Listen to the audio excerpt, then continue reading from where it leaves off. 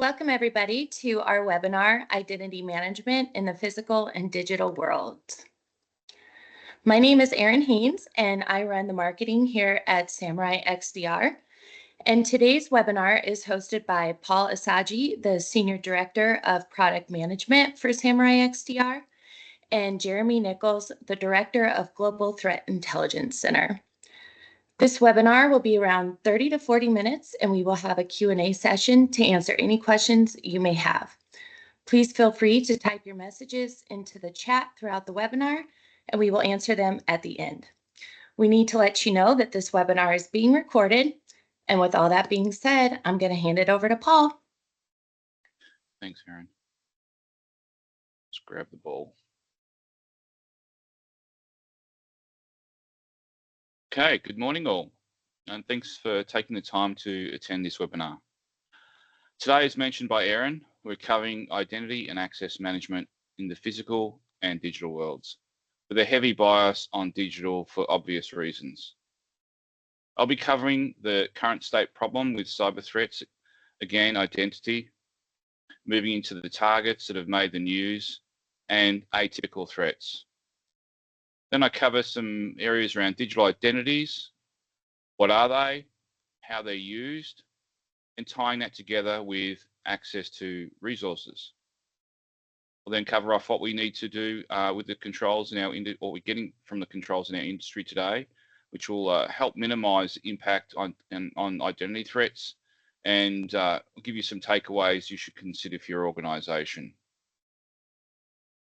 I'll be introducing Jeremy later on in the Intelligent Insights. He'll provide his depth of knowledge and experience in threat intelligence and how identity threats are impacting organizations today. So let's get started. The identity problem. I think we all know that there is an identity threat problem in the industry today, but why? Well, threat actors know it's the easiest way to get access to key assets that they can use for their own monetary gain. As mentioned, it's way easier to compromise an identity than it is to exploit vulnerabilities, or most of the time anyway. For those that don't patch, maybe it's a 50-50 chance. The stats are pretty telling, as you can see on the screen here. In 2024, 80% of identity stakeholders had experienced an incident, which was up from 68% in 2023. And 43% of those respondents said that multi-factor authentication would have prevented these incidents. So this is an uptick of 25%, which is quite significant. It's of no surprise then that we're all using, many SaaS apps in this day and age, with an average of 130 in one organization alone. Small businesses are no strangers to SaaS. They're great, they're low cost and can be switched on and off when needed, when or if needed. But all SaaS apps require remote authentication. Many support strong authentication, leveraging things like single sign-on, TLS encryption, multi-factor authentication. But how many have actually implemented this? Think about the stats. And almost a third of Americans have been victims of identity theft of one type or another. That's significant. So let's have a look at who's being targeted. Well, all types, all sizes is the answer, including identity vendors. Why not go to the source, right? As you can see, AT&T, Ticketmaster, they were compromised by a third party. Snowflake was impacted. We spoke about supply chain attacks in the past webinar. This is a great example. Why compromise the middleman to get to the end point? So yeah, supply chains are massive. And who can forget about Okta? You may be wondering who's next, and can I trust IAM, or Identity and Access Management? But this is less about IAM vendors and more about the opportunity for hackers. Then there's Medibank. It's a good example of credentials being used in unauthorized or in uncontrolled environments. A company account credentials sync to a browser which was later compromised by an attacker. Even after the alert was tripped, no action was taken. Why? Then there's the old one, but the good one with Equifax, a PIN and a password. I only mention this due to its scale. Let's hope simple PIN numbers and passwords are no longer used, or if they are, due to legacy software, these systems are further protected by other controls we can put in place. Zoom credential stuffing issue is another one, where compromised passwords from other breaches have been used. How are these identities used? Well, simple. Zoom back then did not implement controls like captures to prevent, logins. So these were largely automated processes. So we can't blame Zoom entirely for this victimization. Since then, they've implemented multi-factor authentication capability in their app. And Jeremy will discuss further the impacts of these large-scale hacks have on small businesses, and what we call a knock-on effect. So here's a high-level list of the simple yet effective ways identities are being breached.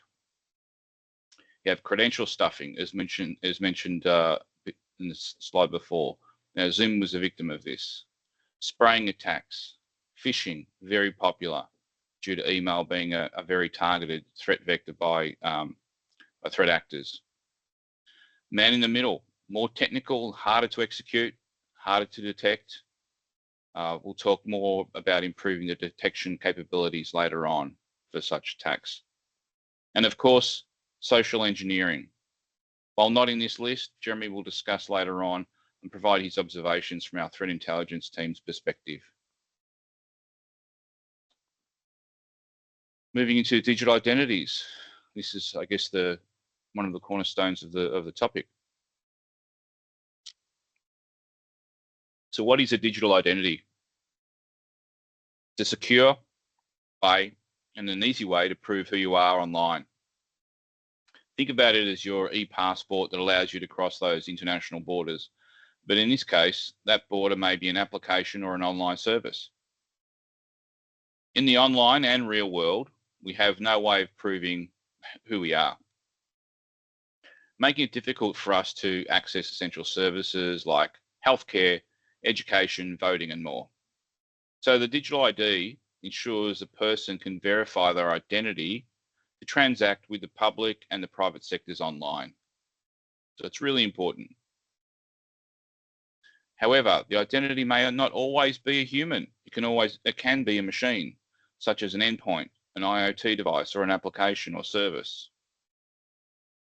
So the digital ID is a combination of passwords, PINs, security tokens, and other verifications authenticated remotely over those digital channels.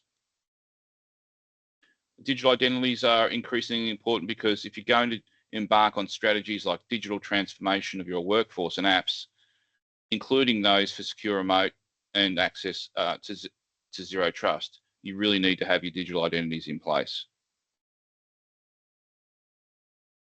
They can also be assigned to a wide variety of accounts in the enterprise. Accounts may be many and very diverse types and use a wide variety of techniques to enforce credentials, control entitlement, and govern access. And then, God forbid, if a single account is compromised, it can be used to compromise the entire identity and its privileges. The account is an example of a digital identity, but a digital identity is not always an account. It's a little bit confusing, doesn't it? The concept of the digital identity represents the presence of a user within a resource. So it's extremely important to ensure that with our digital identities, we keep our personal and work identities separate. So as you can see in the diagram on the right, how the identity corresponds to many types of accounts, which in turn can require different types of credentials. So how does this all come together in the form of IAM, or Identity and Access Management?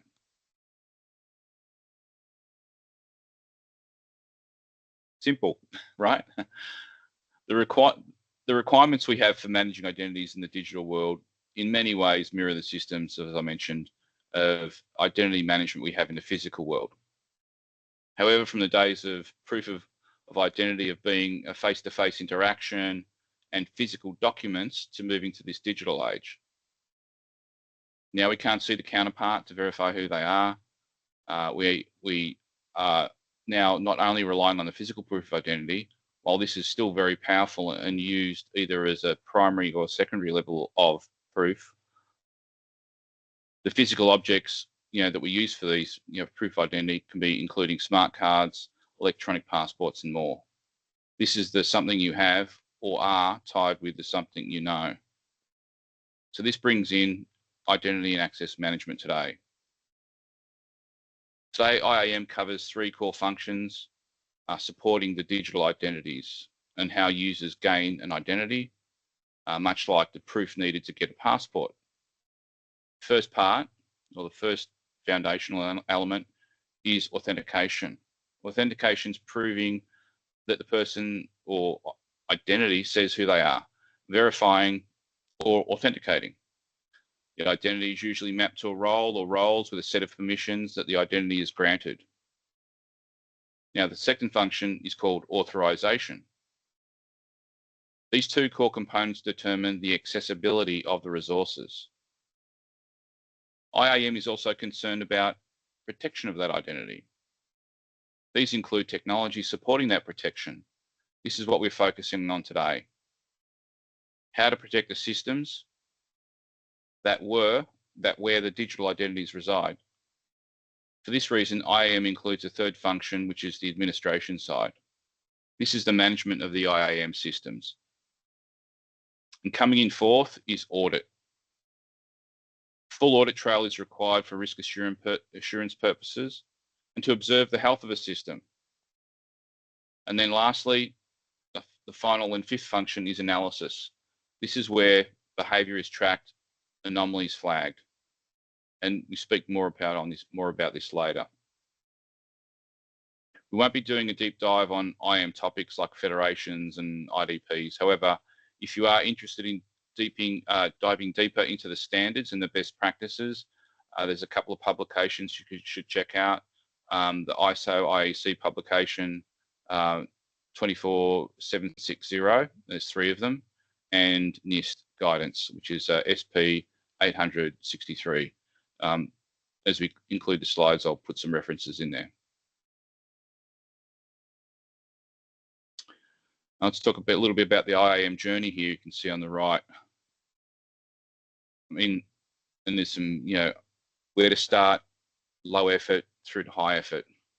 I remember back in the days where auditors would always have a finding around the discovery of unused and privileged accounts in your directory. I'm sure we've all been there. We can see this in the diagram. This is still a good place to start. Does the account exist? Who owns the account? As you mature and move to the right, you can implement additional controls like MFA and privilege entitlements. MFA is quite powerful, and clearly privilege entitlements are as well. I mean, as a hacker, if you could get access to those credentials in an environment, you can move around undetected. So it's important to know if the account exists, it's being used. These attackers use these accounts to create an opening for potential and privileged escalation, which is the ultimate goal. I think we call it living off the land these days. In many cases, it's leveraging your users' identities to get access to resources, allowing the hacker to move freely, undetected, effectively. So according to Gartner, they believe IAM is the first line of defense in reducing the number of alerts going through your security operations center.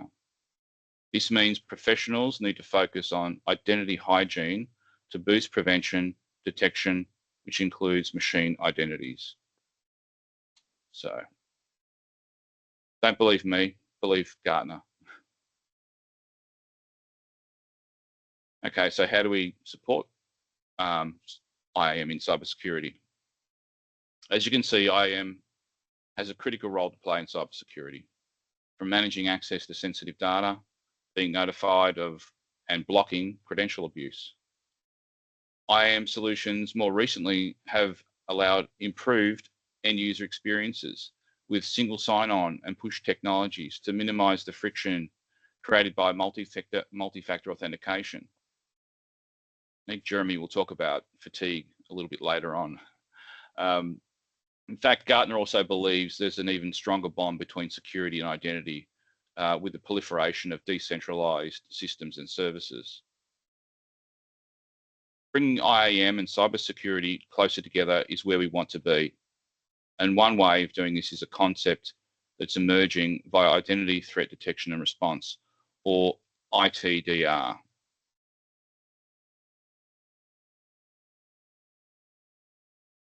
Some IAM or IDM vendors include identity threat detection response capabilities within their product.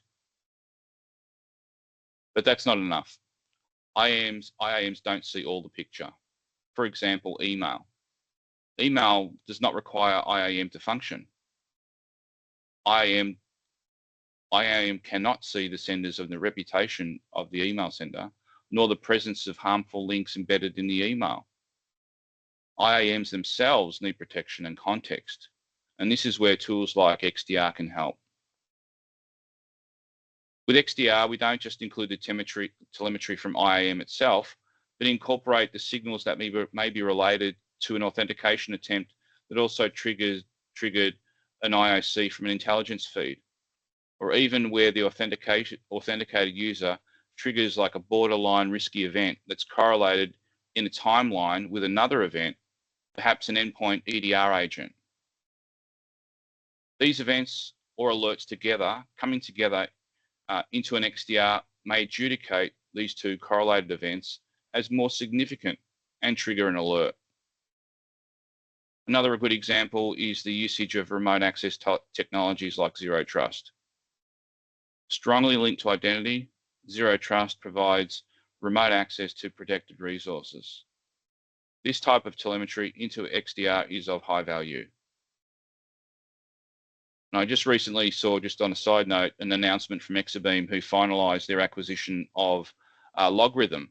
I'm not sure if they're a SIEM platform vendor. While this is not XDR, this type of move is still better. It's showing it's still better to have the signals together so that you can identify behaviors or TTPs. And finally, it's all about connecting the systems together to increase awareness that hackers because hackers don't always work linearly, they may use several methods or attack vectors to compromise your environment or users and gain their identity. So XDR can help by minimizing this gap or this blind spot between the IAM and other systems. And that's what we're trying to do, minimize this gap. Next, I'll cover some things that you can do to protect yourselves. While not in strict order, the most important things you can do, I think, to make a difference is the first four. MFA is one of those compensating controls that can save you from compromised passwords. It does not remove the need to provide strong passwords and least privilege principles in your environment. Please make sure you undertake security awareness training and run it often. As we all know too well, these threats keep on coming, keep on changing, and the identity right now, identity threats is a really hot area for hackers. So security awareness is massive. Some smaller businesses also may struggle to implement IAM solutions. In these cases, businesses should look to implement password managers to manage the use of privileged credentials. This approach also works well for legacy applications where single sign-on is not possible. Well, this recommendation is actually further reinforced by a study this year that found 50% of users had 10 to 20 passwords in their organization, and 20% or 21% of those users had more than 50 passwords. Hence why password managers are still here, they're relevant, and they can sit alongside your IAM. In that same study, making zero trust a reality as the topic, was ranked as the top IAM and security goal at 41.2% of participants. And then implementing MFA or passwordless was ranked at 35%. So important items to consider. And while not mentioned in this list, let's not forget AI's role in managing or enhancing IAM solutions. AI has the power to automate difficult tasks or provide insights into abnormal behavior. Most good IAM solutions today have some sort of AI inbuilt. But yes, AI can be used for bad as well, and more on this later. Jeremy will talk about that. So what I'll do now is hand over to Jeremy, who'll provide you with some valuable insights gained from our Global Threat Intelligence Center and how we leverage that in our platform today. Over to you, Jeremy. Awesome. Thanks, Paul. And thanks for the introduction earlier, Aaron. As Aaron mentioned, I'm Jeremy Nichols. I head up the Global Threat Intelligence Center here within NTT Security Holdings. The GTIC is responsible for threat research, publications. We maintain several of our partnerships and alliances within the industry, as well as collaboration across teams to support our MDR and XDR platforms and services. So building on some of what Paul covered in terms of the initial threat actor tactics, techniques, and procedures, and then getting into some of the breaches as well, we'll dive a little deeper into some of those identity-based threats that organizations are facing. I think as you look at this slide, many people recognize or at least have seen most of these terms. These are definitely don't encompass all identity threats that organizations are going to face, but these are the most common that we observe. And we do touch on some of this in some of our threat publications, such as our annual threat report. So looking just at the top there, I think generally the most common, most are familiar with phishing, essentially, deceitful emails or websites in an attempt to trick users into revealing their login information. This is especially popular with some of those third-party providers or cloud service providers. You'll see this especially with Microsoft, Okta, or any of those identity providers, where an organization is targeted. The adversary is simply impersonating a similar domain name. They're copying the code from a separate login page. And then this is typically done in a mass fashion, targeting a specific industry, specific geography, or just a wealth of organizations that may fall for it. There's also spear phishing, which is going to be a similar approach, but much more targeted, strictly going after one organization typically. I think a lot of folks are familiar with brute force attacks. There's a couple variations of that you see here with credential stuffing and password spraying.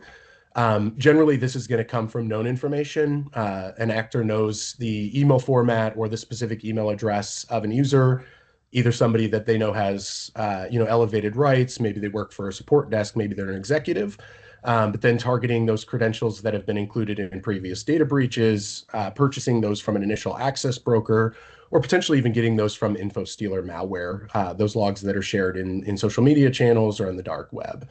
So targeting, we know the email address, and we're simply going after credentials that have previously been leaked. We also have password spraying, which is much closer to that initial, brute force target that we've seen in the past. But going from the initial discovery stage, general password guessing, using that similar format, or structure of the email addresses of an organization. So typically, if you can understand the general format, you can derive the login information for other users. In a lot of cases, that's first name, last name, first initial, surname. But those formats are typically followed across the organization. So learning some of that from a data leak and then going after other users within the organization. We also see social engineering, and this is not just a technical approach. We also see this, targeting users via phone. We've seen this actually ramp up from a ransom and extortion perspective in the past several years, and quite frankly get a bit more aggressive. In some cases, even going to the point of threatening the user into revealing information if they don't comply. We haven't seen that, I think, accelerate as much from a generative AI perspective as many people did think. But it's absolutely being leveraged by adversaries, including some nation state adversaries, targeting some of the generative AI models to target more specially crafted phishing or social engineering attempts. And then this continues to evolve from a deepfake video technology perspective as well.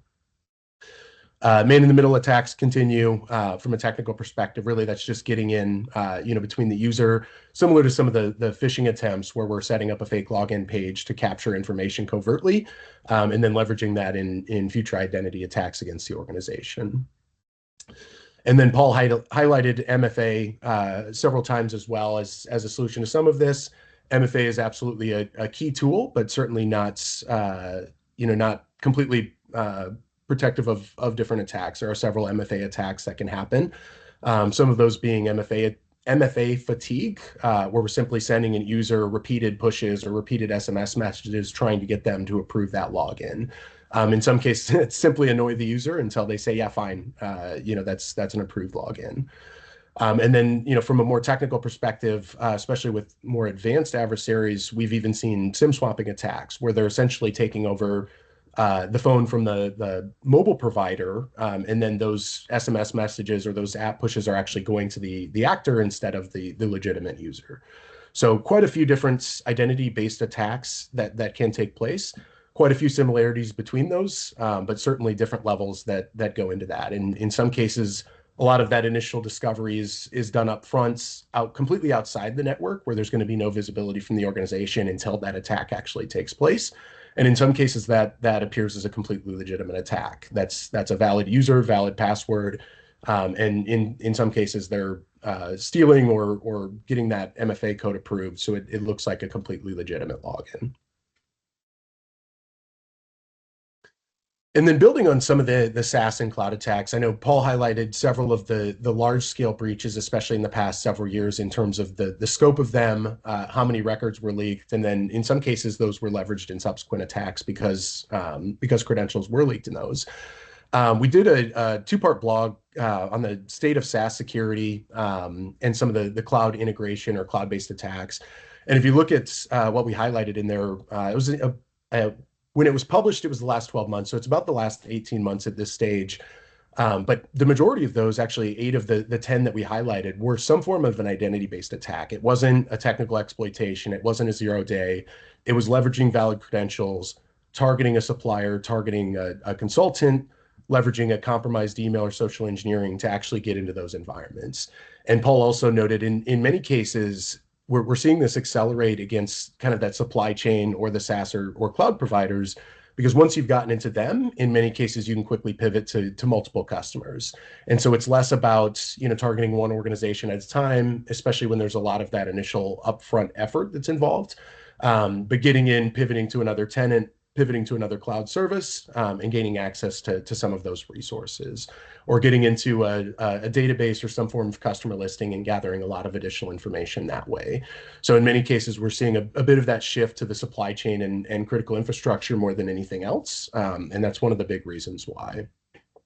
And I think it was about 3 years ago, but Gartner had actually highlighted, we see a lot of kind of that human aspect as organizations look to shift towards, remote work, cloud providers, third-party integrations. But they had noted, by 2025, 99% of cloud security failures are going to be the customer's fault. And that's highlighted a bit here with some of these where it's the customer or it's the organization, how they're set up that are causing some of these issues or leaving some of these attack vulnerabilities open.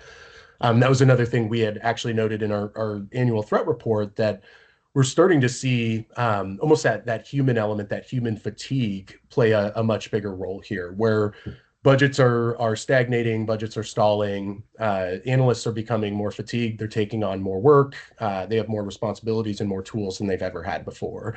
And that's leading to a lot of these oversights, or what would otherwise be considered pretty simple mistakes, or oversights that are causing some of these breaches.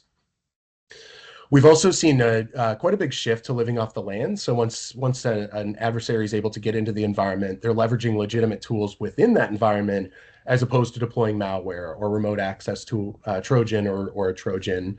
It's much easier to kind of hide in plain sight that way. And there's, obviously much less efforts or development involved from an actor perspective if you can simply leverage SSH or some kind of VPN software as opposed to actually deploying a remote access Trojan or backdoor to get into that environment. And I think the reality here is, unless it's an external facing exploit and dump, the majority of these attacks and compromises are going to include some form of identity attack, right? That's almost every incident. Either it's that initial access to get into the environment, it's moving laterally once you're into the environment, or it's maintaining some form of persistence to get back into the environment and access other resources. So there's almost always some aspect of identity in these breaches, in these data dumps, in these compromises. And this is, I think, a really big problem for SMBs. We've seen, and we highlighted within our annual threat report as well, with a lot of the ransom and extortion incidents, we've seen a little bit of a shift away from the big game hunting and just much more focused on opportunistic attacks. So getting any form of ransom paid by an organization is better than nothing. And so seeing really target anybody and everybody and maximize some of those payments, even if they're smaller payments than they would be with some of that, that big game hunting. So those initial access brokers and the adversaries are really indiscriminate of the target and going after anybody. Certainly, depending, nation state adversaries are going to be a little less focused on smaller organizations, but by and large, SMBs are really struggling here and facing some of the biggest threat because they're typically smaller teams, smaller budget, less technical resources, less staffing resources to actually combat this. So it really kind of plays a role with some of those smaller organizations.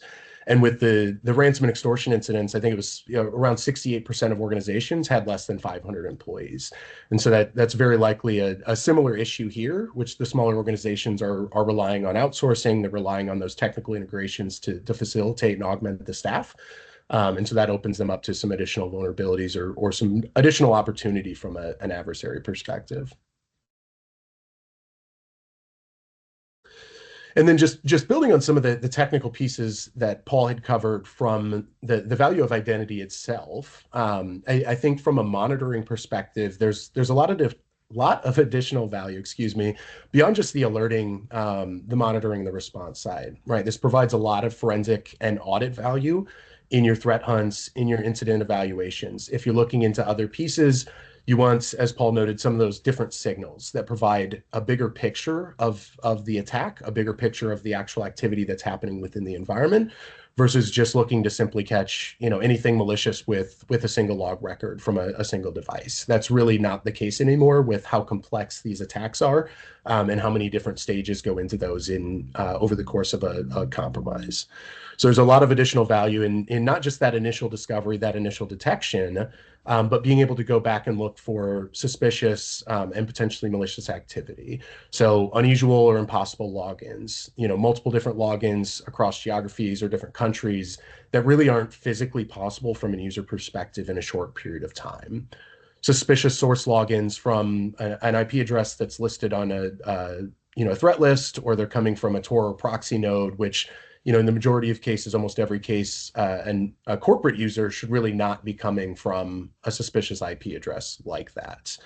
Unusual multi-factor login activity. So logging into the environment with multi-factor and then immediately changing that login method or immediately changing that password.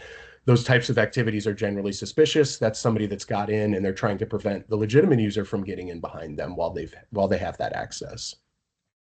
We talked about some of the anomalies with the push notifications, so that MFA bombing or that MFA fatigue, where they're simply sending over and over until they get that approval. So seeing multiple rejections before a successful approval, or simply seeing a lot of those notifications in and of itself could be suspicious and something to watch for with those accounts. And then that unauthorized resource access as well. Typically, when these adversaries get in an environment, they don't know what to do next right away. So monitoring for that activity of they've logged in, but now they're accessing or attempting to access a bunch of resources that they don't typically access or they don't have access to. There's a lot of different ways this provides value beyond just that initial detection. But like I said, also when you're doing threat hunting or an incident investigation, and you can correlate all of that data together to get that complete picture of what happened from the start of when they logged in to when something triggered that hunt or that investigation. And that's really where the value of a service provider can come in to help organizations, especially smaller organizations that may struggle with this with the smaller teams, right? The value of XDR correlating it all together. Each of those individual log providers or data sources is just one piece of that puzzle. And a lot of these attacks are not a small puzzle. They're significant, over a long period of time. Unless they're that quick in and out data exfiltration, there's going to be a lot of different records that can be tied together to paint that picture and give you that forensic audit trail. So it helps stitch that all together and understand that full scope and that full impact. And that's really where some of the value, as we noted with Samurai XDR, comes in. All of the insights, all of the output of this research and this intelligence, the TTPs, behaviors, indicators of compromise that come from these different breaches, that come from the different insights we get from our backbone data, our partners and alliances, and the threat feeds we have. This all goes back into that platform, that XDR platform, to help not just from a detection perspective, but also a training and validation to ensure we have proper coverage of these different attack vectors and avenues. And understanding that the different breaches and those tactics, techniques, and procedures, or TTPs, just enhances that platform coverage and the enrichment. So better threat detection, faster response time, reduced false positive. All of that plays a part in continuing to evolve how that all works and understanding the evolving tactics and techniques that are being leveraged from these different identity-based attacks and attacks by and large. And all of that's available to our customers within the Samurai XDR platform. So with that, I'll turn it back over to Erin to wrap up before we get into QA. Thank you, Jeremy. So if you're interested in signing up for our free trial for Samurai XDR, please go to samurai.security.ntt to sign up. And we wanted to point out that we have some recent integrations that we just did, Okta Workforce and 1Password for Business. And coming soon, we have Trend Micro Apex One and Microsoft Azure Sentinel. And before I get into the Q&A session, Paul, did you want to say anything on those recent integrations? Yeah, I think it's really poignant and timely. I guess this webinar around identity and access management. That's why we added Okta Workforce and 1Password for businesses. So this will really help those organizations that are struggling to fulfill that holistic picture of identity and access management and the other signals that are occurring in your environment. So by adding these two integrations to our XDR, it's really going to complement that existing integration capability we already have with other endpoint products and next generation firewalls and so on. So just wanted to mention that and make it really, I guess, really obvious. But yeah, thanks for letting me jump in. Yep, thank you.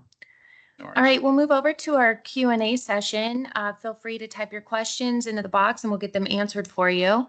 Paul and Jeremy, our first question is, how could we find a breach if the user obtains valid credentials and MFA codes? I think, Jeremy, you discussed that one in your previous slide. Yeah. Sort of. Yeah, I was going to say, and it's definitely a tricky one, right? Like we talked about it, especially if an adversary has done their homework beforehand. So in some cases, there's going to be, the bells and whistles will be set off. If that is anomalous enough, they're coming from those unusual sources, threat listed IP, Tor exit node. But in a lot of cases, that's not going to be what happens, right? So there's some ways we can find that with unusual location, time, or access frequency that's completely out of the norm for an user.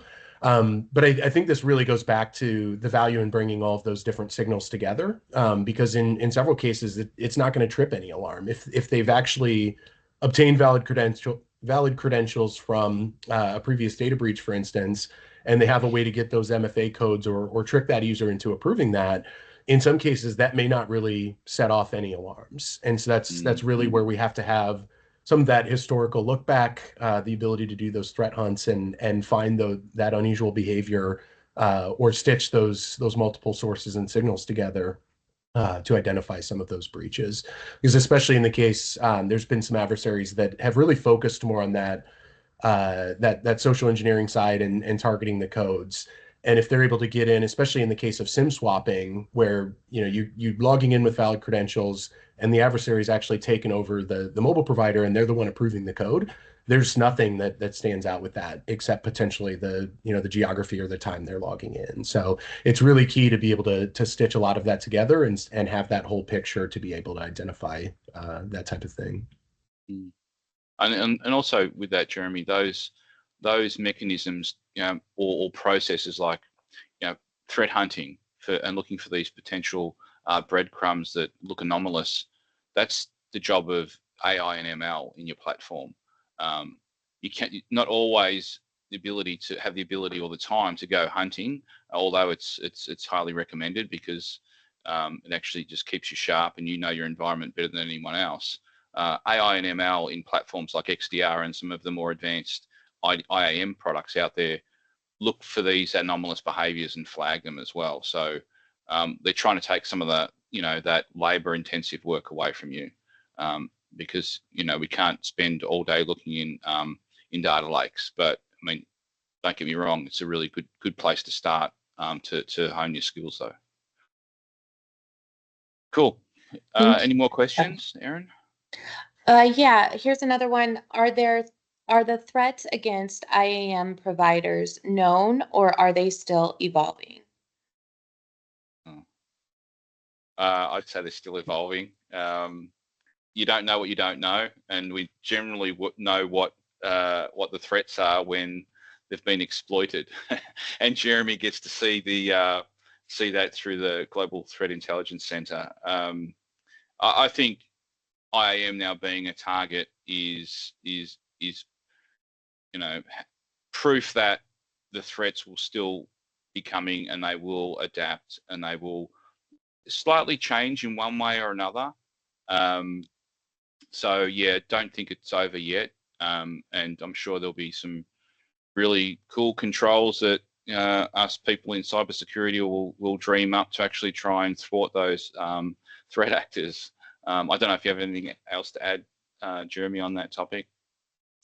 Yeah, no, just completely agreed that it's still evolving. And I think if we look at some of those SaaS and cloud-based attacks and how the adversary was able to get in, I think just looking at, if I recall from that slide, we could probably go back, but maybe those last four, every single one of them was different. It's a stolen credential, it's social engineering, it's forged access tokens or applications tokens. And then I think, like we noted a little on the generative AI side, we've seen some adversaries start to tap into that, not as much as I think everybody anticipated up front. But I think the scarier thing was, I think it was maybe February or March of this year. There was actually a financial worker at a multinational firm that was tricked into paying, I think it came to like 25 million US from a deepfake video call that they were on. And what's even scarier is they were targeted by a phishing email, and they did the right thing, said, no, that's a phishing email, I'm not falling for that. But then they jump on this Teams call with multiple other employees that it was a deepfake call, but that was enough to trick them into it. Later they found out, but I mean, that's something any of us, even very technical folks, could fall for. So definitely continuing to evolve. I think that's it's key to have multiple different controls in place to help protect and prevent against that type of thing.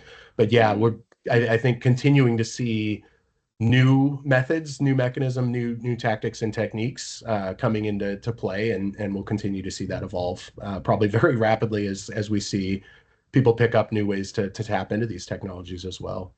Yeah, I just thought when you were just mentioning that, I thought that old paradigm, trust but verify. It's almost trust but verify and then verify again by a different method. And so, yeah, it's very good insights. Thanks. Yeah. And another question, Paul and Jeremy, how can I protect my organization if my IAM provider is breached? Okay, they've been breached. I guess protection would start with trying to ensure you have all the right controls and policies and procedures in place from just a hygiene, good hygiene. That's protection is the ultimate goal here, and not actually response. So if you want to protect your organization, I think you need to obviously follow that list of ensuring that you've got the right processes in place, the right education and awareness. Your IAM, if they're a third party and they're a SaaS, there's not much you can do if they do get breached. So the important part here is to make sure that you are monitoring that environment, protecting yourself against any sort of anomalous activity. Just like any service you may consume from third-party organizations or internally. So technologies that provide that monitoring and response capability is really important. And that's you're going to find out if something is actually a bit suspicious in the organization. So I think protection starts at the hygiene level, passwords, education, multi-factor authentication, least privileges, segmentation in your network, understanding the value of your data assets and making sure they're protected and monitored. And then obviously that regime of monitoring is really important, and products like XDR and SIEMs and so on can actually help with that. Yeah, and I think Paul touched on a bit of that in the IAM journey slide as well. The further you are able to get to the right, you're going to be better protected against those types of breaches. And to your point, yeah, I mean, there's nothing you can do to protect the vendor themselves. All we can do as organizations is make sure we have additional controls in place that single entry point isn't going to be enough to take over, your corporate network. So different ways to put additional controls and monitoring in place, as well as ensure there's proper protections at different levels within that. And then just to build on, I know you mentioned the user education. I think that's absolutely key. Especially as we noted with some of the multi-factor authentication attacks, make sure users understand what those types of attacks look like. I think that's much different than the traditional. Most people can spot a phishing email that has poor grammar, misspelled words, things like that. Much more difficult for especially non-technical users to understand what an MFA attack might look like, right? So that user education, I think, is absolutely key, and it's one of them. What should be simple, but tends to be one of the harder things to really drive home across organizations. Yeah, I remember like being in IT for as long as we've been in it. I remember doing your education awareness through our own organisation, and how that's changed over the years. And it should change, and it needs to change. So if you have an education provider in your organisation that's providing cybersecurity education awareness, make sure that they're actually up to date in the latest threats. They're not talking about some basic type threats that we've all seen and are still around, because they are still around, but also covering some of these more esoteric and more nascent attacks. So that's really important too. Yeah. All right. What can be done to identify human error or social engineering compromises? I'll have a quick stab at this one. I think this is around the ability to identify anomalies in your environment. Well, human error is something that's going to stick out in logs. From an identity perspective, this is obviously we're talking about identity. Similar with social engineering, I think you needed to provide the education awareness. And we've said this many times, so let's just lock that one in. But also the ability for your, let's say it's an ITDR solution, your XDR solution, to identify this anomalous behavior, like impossible travel is one of them. But the social engineering side really comes down to the human element, and that human is the person in front of the keyboard. So you can provide all of these compensating controls and put them in place to protect the human from themselves, like get flagged with an MFA authentication when you didn't actually try and log into that site. And that's a one red flag that a user should be educated to say, hey, that's anomalous. I'm going to call IT. The other way is actually going through and looking at your data lake for all of those alerts from all of those signals, and start looking at some behaviours that you see that don't look normal. But again, AI and ML should also provide assistance and take that heavy weight off your shoulders. Jeremy, do you have anything else for that one? Yeah, just I would build on that a little too. And I noted earlier we did highlight some of this in the annual threat report about the human vulnerabilities, because I think we've largely seen as an industry, there's kind of a lot of fatigue, especially for smaller organizations, smaller teams, where they struggle with this, or they struggle to have the proper checks and balances on things like this. And the number one kind of human weakness highlighted was default configurations. We're deploying things, especially as teams have shifted toward cloud, and there's just not that proper technical control in place, or even secondary kind of human validation to make sure that's all being done and assessed properly, especially with the smaller teams. And that kind of goes back to your attack surface management, patch management, understanding what's actually there and making sure there's controls in place around it. I think is absolutely key, because some of those human error and social engineering compromises are not even going to be things that stand out, like we've talked about with some of this, that depending on how and where it happens, it may not be something that's even logged on the network until the later stages of that actual attack, when they're getting into the environment. So it's definitely key, as much as possible, to have that. I think especially as we've kind of gone through this shift of, with COVID, everybody went remote, and now we're coming back, or we've got these hybrid models. But I don't think organizations kept up as much as they would have liked to, in terms of what was actually stood up to enable that remote access, or that remote work, that now needs to either be reassessed or torn down or hardened.